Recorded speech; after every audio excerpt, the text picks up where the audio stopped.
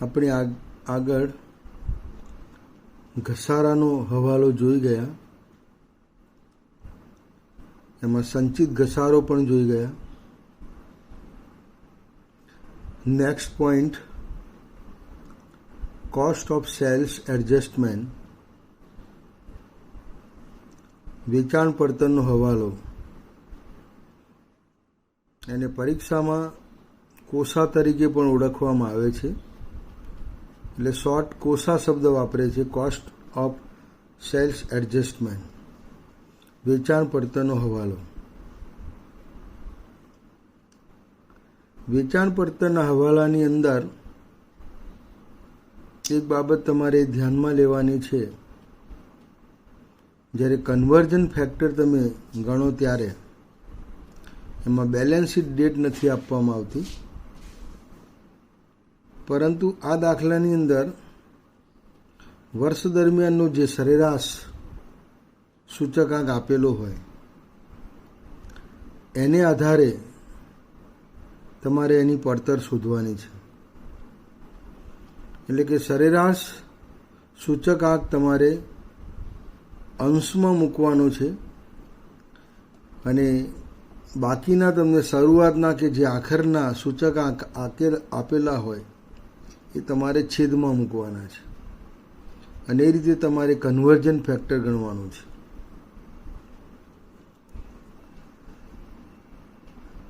When prices are rising,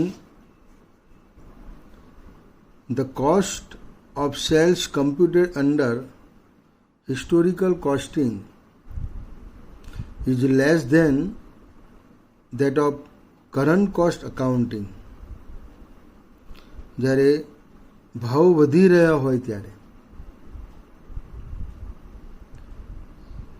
ઐતિહાસિક પડતર મુજબ જો તમે વેચાણ કિંમત ગણો તો ઐતિહાસિક પડતર એટલે એની જૂની કિંમત, એકચ્યુઅલ જે એની પ્રાઇસ આપેલી છે તે, અને વર્તમાન પડતર પદ્ધતિ મુજબ જો ગણો તો, અને બંનેની સરખામણી તમે કરો તો ઐતિહાસિક પડતર મુજબ એની કિંમત ઓછી આવશે, ઓછી ગણાય. The value of opening stock would be less and purchase would also be lower. શરૂનો જે સ્ટોક છે એની કિંમત ઓછી હશે કારણ કે એનો સૂચકાંક જૂનો છે અને ખરીદ કિંમત પણ ઓછી હશે કારણ કે વર્ષ દરમિયાનની ખરીદી છે. એટલે એવરેજ સૂચકાંક સાથે તમે જ્યારે એની ગણતરી કરો છો ત્યારે એની કિંમત બદલાતી હોય છે.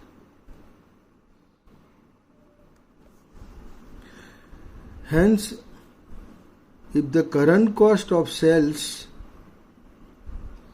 is to be charged against sales, the additional amount would be debited to the profit and loss account. એટલે વેચાણની સામે તમે વેચેલ માલની પડતર જ્યારે ઉધારો છો ત્યારે વધારાની જે કિંમત છે એ હવાલા તરીકે તમારે ગણવાની છે. એટલે કે હિસ્ટોરિકલ કોસ્ટ અને વર્તમાન પડતર બંને વચ્ચેનો જે તફાવત છે તે, અને એ રકમ તમારે નફા નુકસાન ખાતે ઉધારવામાં આવે છે. નફા નુકસાન ખાતે ઉધારવી જોઈએ કારણ કે વેચાણની વર્તમાન પડતર તમે વેચાણની સામે ઉધારો છો અને એમાં જે હવાલો ઉદ્ભવે છે એ તમે નફા નુકસાન ખાતે ઉધારો છો. This is called cost of sales adjustment. એટલે આ વધારાની જે કિંમત છે એ કિંમતને વેચાણ પડતરનો હવાલો કહેવામાં આવે છે.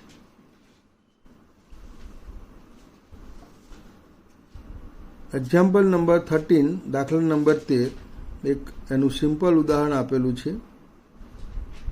ઓલરેડી હિસ્ટોરિકલ કોસ્ટ ગિવન તમને અહીંયા જે આપેલી છે ઐતિહાસિક પડતર આપેલી છે. From the following information calculate the cost of sales adjustment.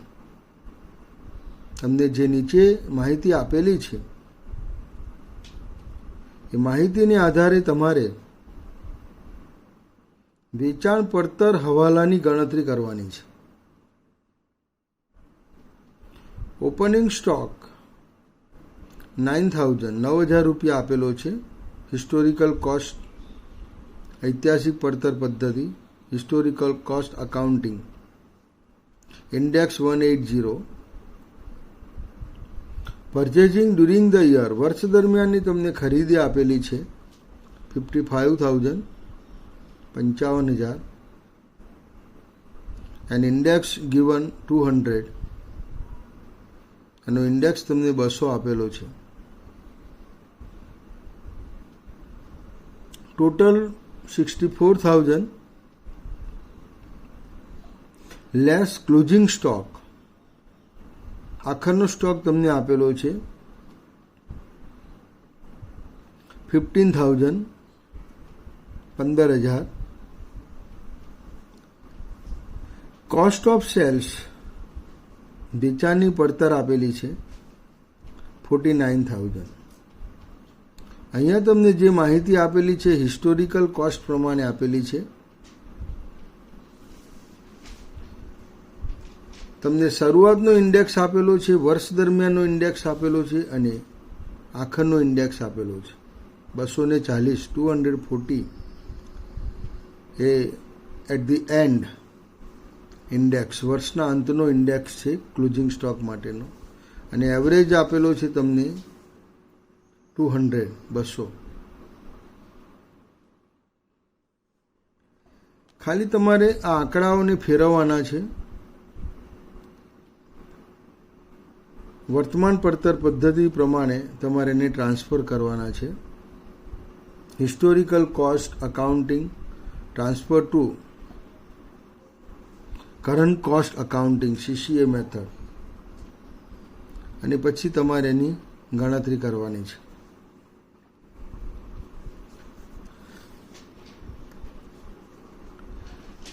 We first convert all items according to the average cost of the year and the average of the cost of goods on that basis.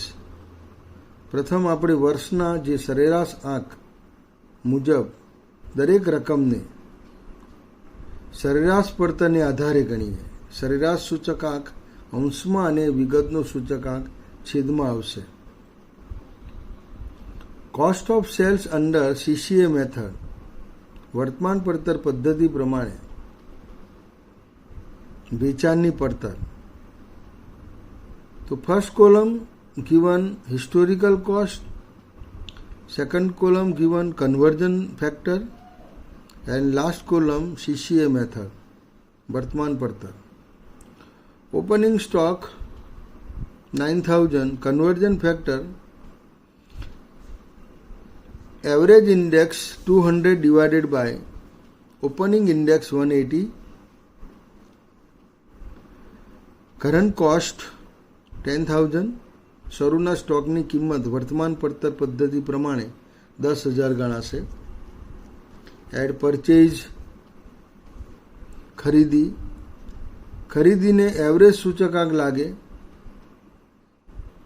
વર્ષ દરમિયાનની ખરીદી છે એટલે વર્ષ દરમિયાનનો સૂચકાંક average સૂચકાંક 200 divided by average સૂચકાંક 200, એટલે as it is ખરીદી એની એ જ રહેશે 55,000. 64,000, 65,000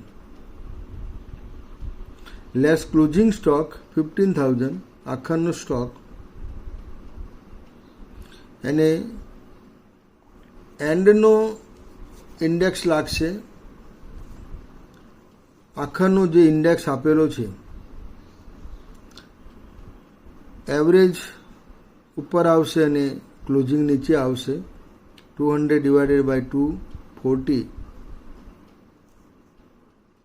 એટલે આખર સ્ટોકની કિંમત ડાઉન થશે 12,500.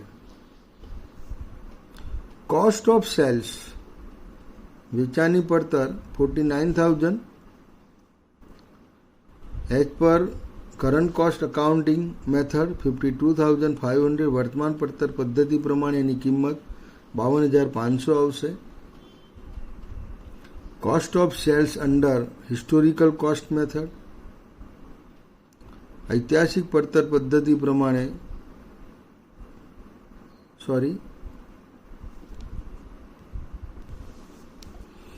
Cost of sales under CCA method વર્તમાન પડતર પદ્ધતિ પ્રમાણે વેચાણની પડતર 52,500 less cost of sales under SCA method historical cost accounting ઐતિહાસિક પડતર પદ્ધતિ પ્રમાણે વેચાણ પડતર 49,000. કોસ્ટ ઓફ સેલ્સ એડજસ્ટમેન્ટ વેચાણ પડતરનો હવાલો 3,500. આમ વેચાણ પડતરનો હવાલો આ રીતે ગણવામાં આવે છે. શરૂનો સ્ટોક વત્તા ખરીદી માઇનસ આખર સ્ટોક એ ઐતિહાસિક પદ્ધતિ પ્રમાણે બધા આંકડા ગોઠવી દેવાના છે અને કન્વર્જન ફેક્ટર મેં જે રીતે કહ્યું એ રીતે તમારે એને ટ્રાન્સફર કરવાના છે. વર્તમાન પડતર પદ્ધતિ પ્રમાણે જે પડતર આવે એમાંથી ઐતિહાસિક પડતર પદ્ધતિ તમારે બાદ કરવાની છે. હવે જે હવાલો આવશે એ વેચાણ પડતરનો હવાલો હશે, જે તમારે નફા નુકસાન ખાતાની અંદર એને ઉધારવાનો રહેશે. બીજી રીતે પણ ગણાય. Second method excess of stock under SCA closing minus opening.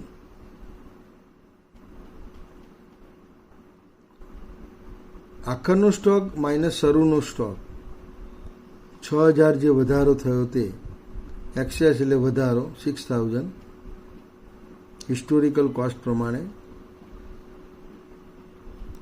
Less closing stock and opening stock difference as per average index. હવે આને એવરેજ ઇન્ડેક્સ પ્રમાણે તમારે ગણવાનું છે.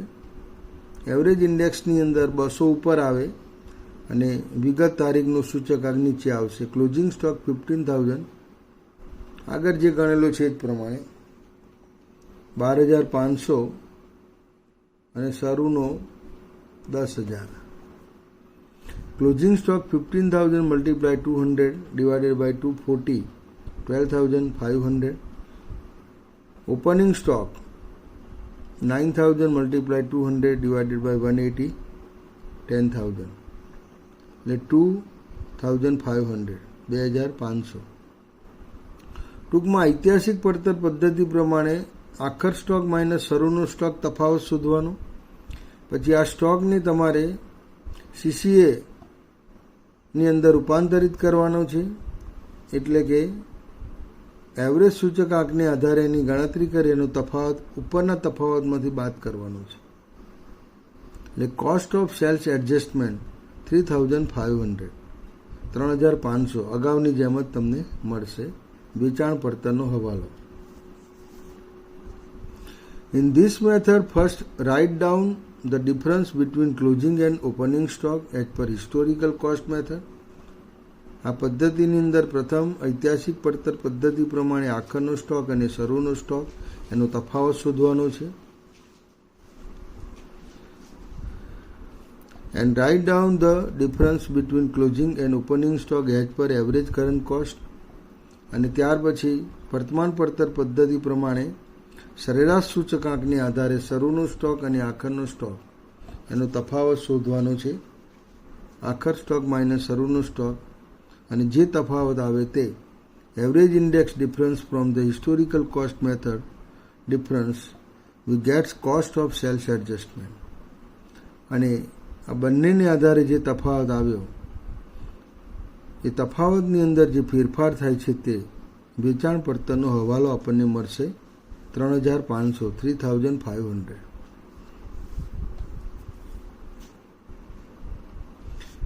આમ વેચાણ પડતરનો હવાલો કોઈ વખત પૂછાય તો તમારે આ રીતે એની ગણતરી કરવાની રહેશે. Next point, monetary working capital adjustment MWCA, નાણાકીય કાર્યશીલ મૂડીનો હવાલો. આપણે અગાઉ નાણાકીય વિગતો જોઈ ગયા. મોનિટરી આઇટમ,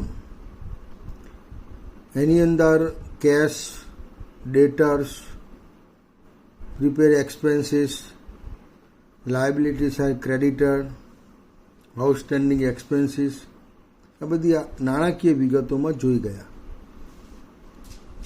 પરંતુ અહીંયા જે વર્કિંગ કેપિટલને ધ્યાનમાં રાખીને એનું કેલ્ક્યુલેશન કરવાનું છે, કાર્યશીલ મૂડી. કાર્યશીલ મૂડી એટલે તમને એની ફોર્મ્યુલા ખબર છે, net asset minus net liability. ચોખ્ખી મિલકતો માઇનસ કુલ મિલકતો, ચાલુ મિલકતો માઇનસ ચાલુ દેવા, current asset minus current liability.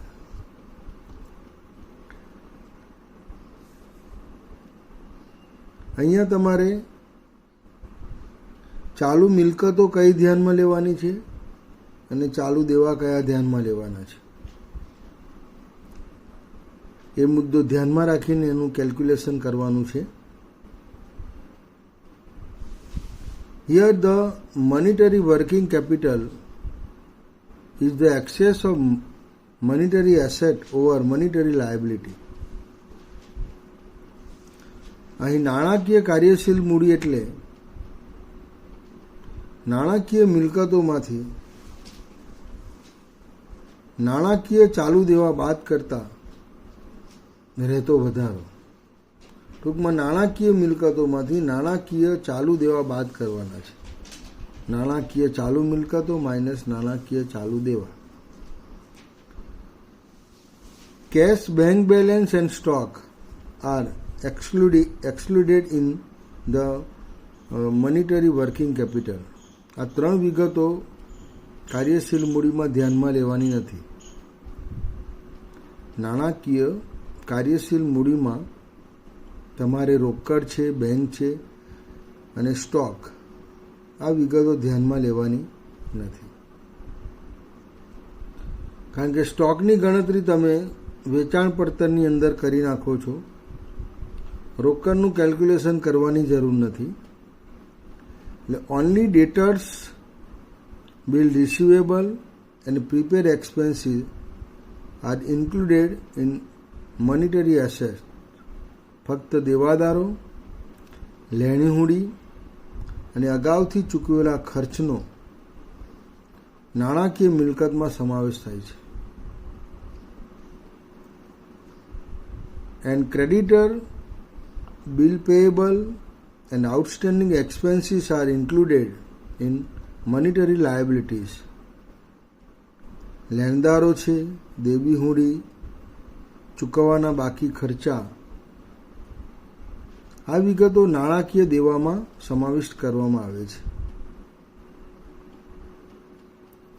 એટલે તમારે દેવાદારો, લેણી હુંડી અને અગાઉથી ચૂકવેલ ખર્ચનો સરવાળો કરવાનો, એટલે ટોટલ કરંટ એસેટ થઈ ગઈ. પછી લેણદારો છે, દેવી હુંડી છે અને ચૂકવવાના બાકી ખર્ચાનો સરવાળો કરવાનો, એટલે ચાલુ દેવા થઈ ગયા. ચાલુ મિલકતમાંથી ચાલુ દેવા તમારે બાદ કરવાના છે. Current liability will be deducted from current asset, જેથી કરીને તમને કાર્યશીલ મૂડી મળશે.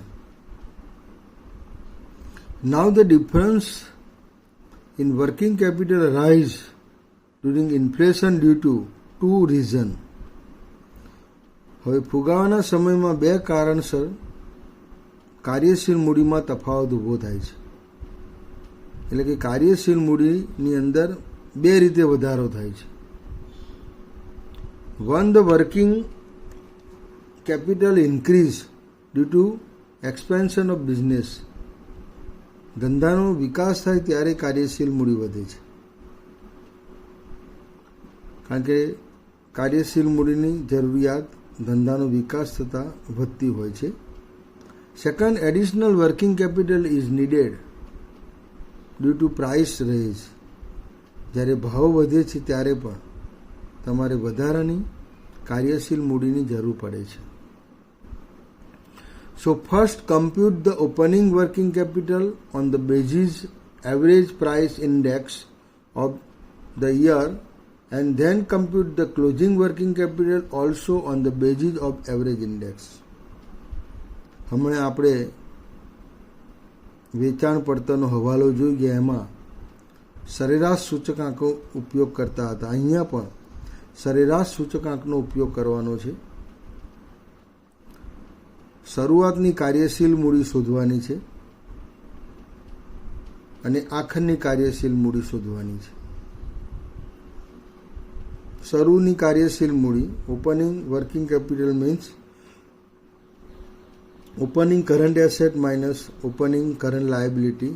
Closing working capital means closing current asset minus closing current liability.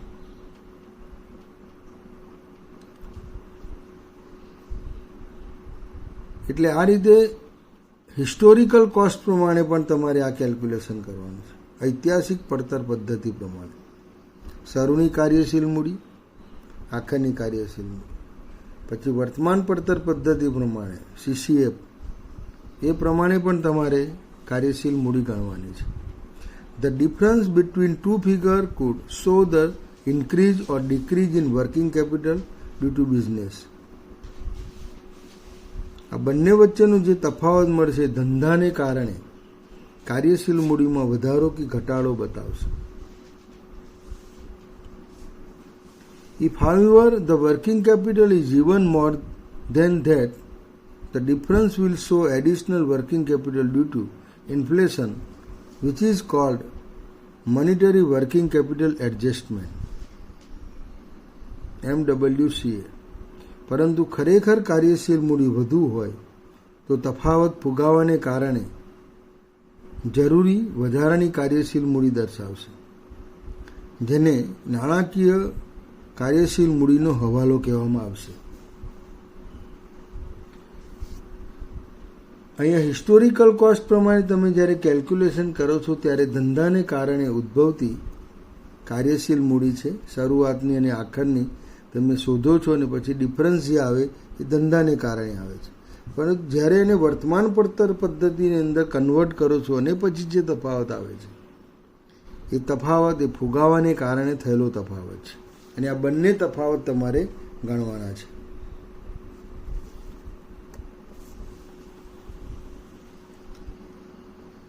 Example number 14. From the date given below, calculate the MWCA, monetary working capital adjustment. નીચેની જે માહિતી આપેલી છે તેને આધારે તમારે નાણાકીય કાર્યશીલ મૂડીનો હવાલો ગણવાનો છે, એની ગણતરી તમારે કરવાની છે. સિમ્પલ એક્ઝામ્પલ છે. Opening balance given, closing balance given as per historical cost. ઐતિહાસિક પડતર પદ્ધતિ પ્રમાણે આ બધા ડેટા તમને આપેલા છે. ટ્રેડ ડેટર્સ, વેપારી દેવાદારો, ટ્રેડ ક્રેડિટર વેપારી લેણદારો, opening balance, closing balance, index number, opening index, closing index and average index for the year, વર્ષ દરમિયાનનો સરેરાશ સૂચકાંક 240. આને તમારે ઉપર રાખવાનું છે. Conversion factor is equal average index divided by opening balance index. Average index divided by closing index. એ રીતે તમારે આનું કેલ્ક્યુલેશન કરવાનું છે. આ દાખલાની અંદર તમારે શરૂઆતની કાર્યશીલ મૂડી શોધવાની છે. Find out first opening working capital and next closing working capital. Calculation given below. First calculate working capital as પર હિસ્ટોરિકલ કોસ્ટ. પ્રથમ આપણે ઐતિહાસિક પડતર પદ્ધતિ પ્રમાણે કાર્યશીલ મૂડીની ગણતરી કરીશું. Opening working capital is equal opening debtors 24,000 minus opening creditor 12,000, difference 12,000 એ શરૂઆતની કાર્યશીલ મૂડી છે. ક્લોઝિંગ વર્કિંગ કેપિટલ આખરની કાર્યશીલ મૂડી, closing debtors minus closing creditors 20,000.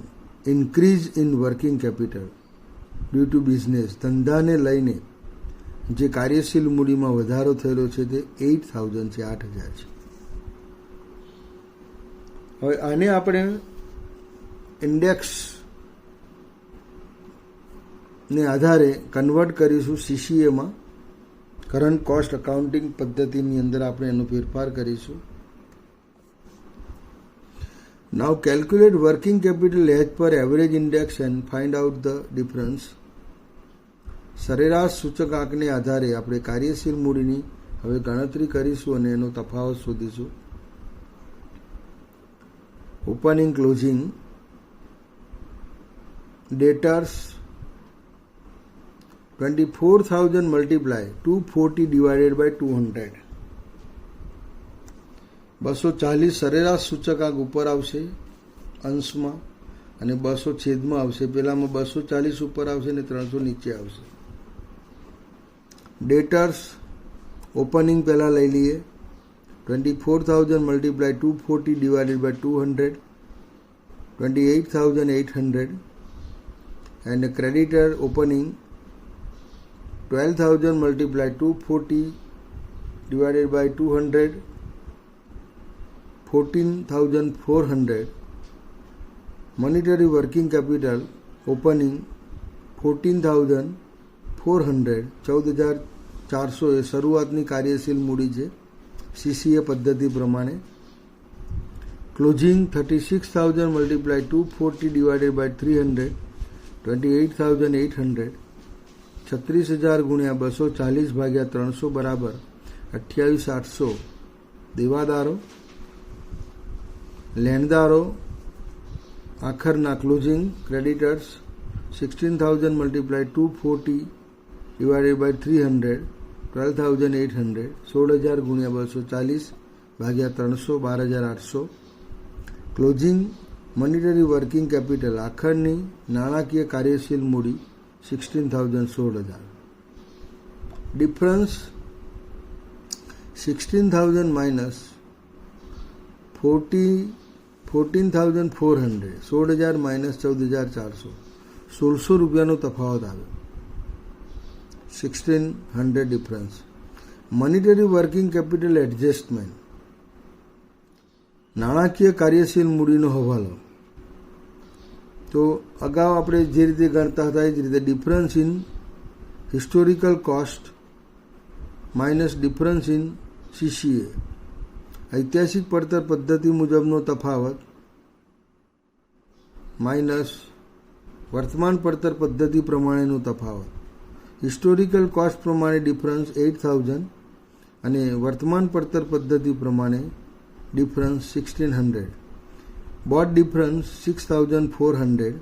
Monetary working capital adjustment આ 6,400 રૂપિયા જે આપણને મળ્યા એ નાણાકીય કાર્યશીલ મૂડીનો હવાલો છે. એટલે કેટલીક વખત પરીક્ષામાં આ રીતે તમારે કેલ્ક્યુલેશન કરવાનું આવશે. જનરલી જે પહેલી પદ્ધતિ છે સીપીપી પદ્ધતિ એ દાખલા તમને ઇઝી પડશે. આની અંદર ઘણી બધી પદ્ધતિઓ આવી જાય છે એટલે શક્ય હોય તો પ્રથમ પદ્ધતિ પ્રમાણે દાખલો ગણવો અને એની સાથેની થિયરી લખવી. ઓપ્શનમાં કાઢી નાખવાનું નથી કહેતો, પણ પરીક્ષામાં પ્રયત્ન કરો તો પ્રથમ પદ્ધતિ પ્રમાણે જ કરજો. બીજી પદ્ધતિ તમારે તૈયાર તો કરવાની છે, પણ પરીક્ષામાં ન ફાવે તો એને છોડી દેવાની. બાકીની જે થિયરી છે સીસીએ અને સીપીપી પદ્ધતિનો તફાવત છે, ફાયદા મર્યાદા છે, બધું રામદેવમાંથી મટીરિયલ તમારે કલેક્ટ કરી અને એ થિયરી તમારી જાતે તૈયાર કરવાની રહેશે. આની અંદર હજુ 2-3 દાખલા શક્ય હશે તો હું ગણાવીશ, કારણ કે હજુ ગિયરિંગનો હવાલો બાકી રહ્યો છે. ગિયરિંગ એડજસ્ટમેન્ટ એ આપણે પછી જોઈશું.